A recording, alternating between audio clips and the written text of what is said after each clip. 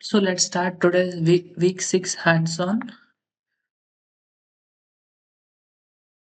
So let us close everything, the older one. And yeah. So today's topic, we will be discussing about timer inputs. What are timer? What are the interrupts of timer and preemption? Not inputs, timer interrupts. So timers interrupts and how can they be modified while performing OS or operating system events? So let us start with a small program. Let me name it as timer inputs.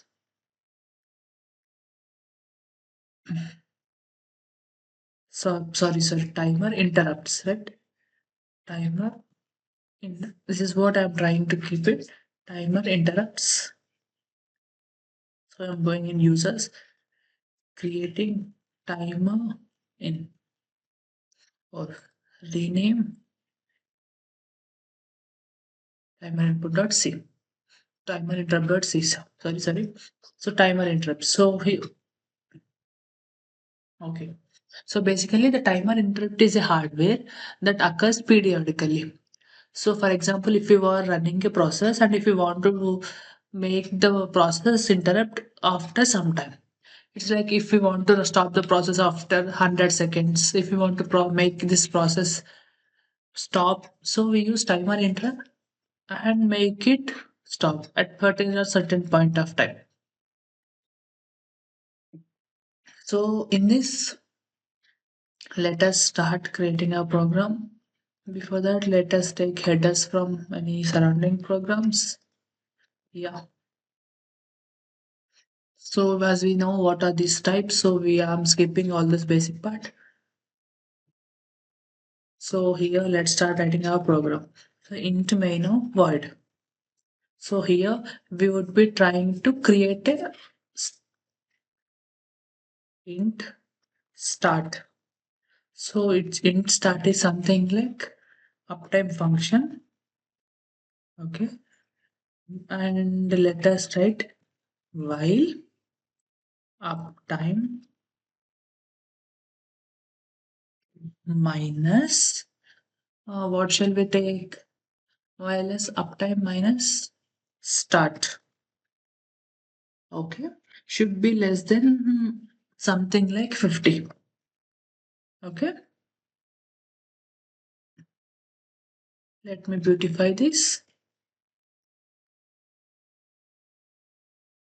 So during this time the loop will be kept as busy, and once this is done, printf loop finished,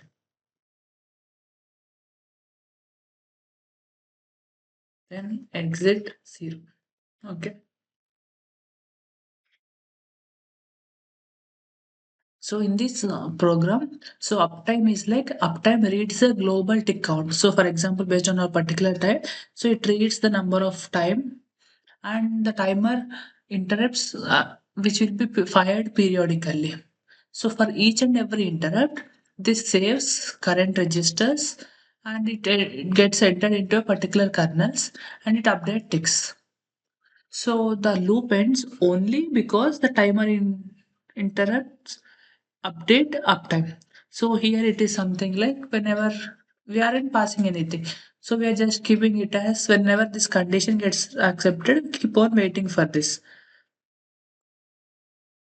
So let us run this.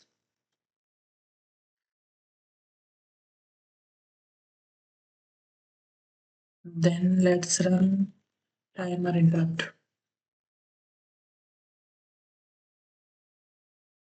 TIMERIN, right?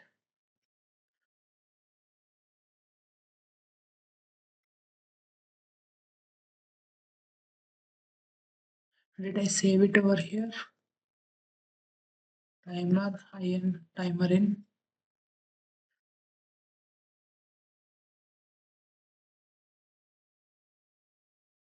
Let us recompile it.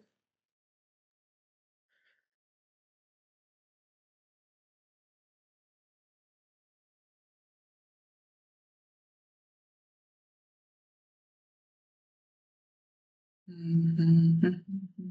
See, the loop got finished. So instead of it getting printed then and there, it is taking some time.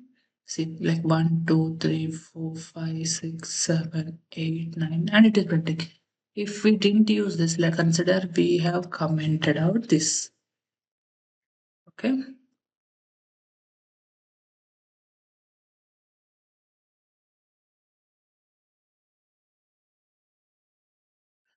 Or else let us do this. Okay. So this got compiled properly. And if we run timer in, we are getting it in fraction of seconds. See, timer 3, 2, 1. I'm clicking on enter. Yeah, we are getting it as fast as possible. But whereas if we uncomment this, let me save this. Let me recompile it.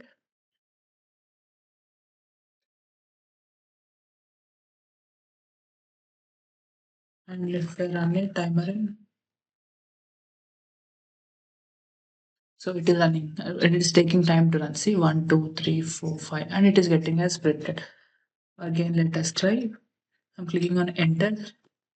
1, 2, 3, 4, 5, 6, 7, 8, 9, 10, and it is getting printed. So this is like we are holding it with the help of while loop by using the upstart minus start less than 50 with the help of this command. With the help of this line, we are making the loop on hold and we are trying to pause the execution for time being. So that's it for this class. Hope you have understood why we are using timer input interruption. So this timer interrupts in the continuous flow of this program. Okay. Thank you guys.